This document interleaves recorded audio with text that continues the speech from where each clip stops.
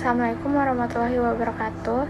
Saya Tiara Halida Puspitasari akan menjelaskan sedikit tentang pengantar ilmu hukum.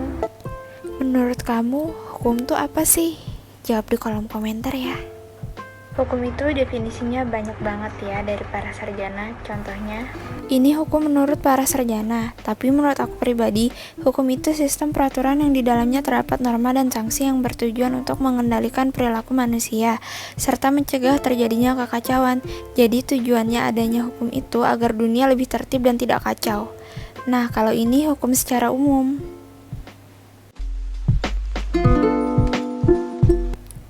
Asal mula hukum yang pertama, manusia tidak bisa hidup sendiri.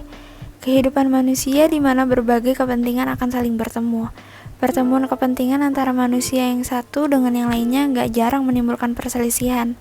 Perlu sebuah norma atau kaidah untuk mempertemukan perselisihan tersebut. Tujuannya adalah agar mereka sama-sama memperoleh keadilan.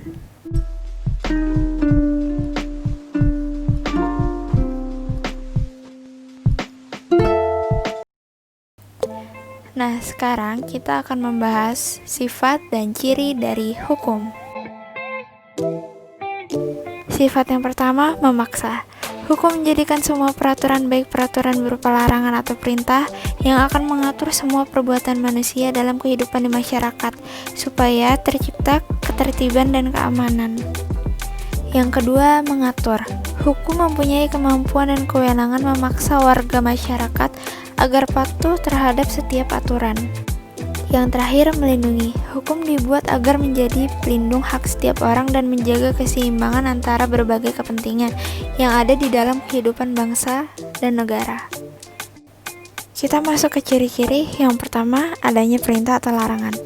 Berisi aturan larangan merupakan salah satu ciri-ciri hukum. Di dalam hukum berisi beberapa hal perintah dan larangan yang harus dipatuhi serta dilaksanakan bagi seluruh manusia. Lalu yang kedua, perintah atau larangan tersebut harus dipatuhi semua orang. kamu tahu nggak apa aja sih pembinaan dalam hukum?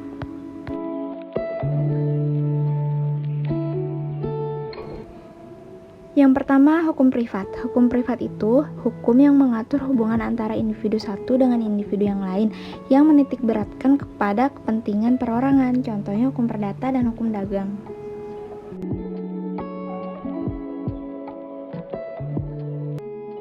Lalu yang kedua, hukum publik. Hukum publik adalah hukum yang mengatur hubungan antara negara dengan warga negaranya.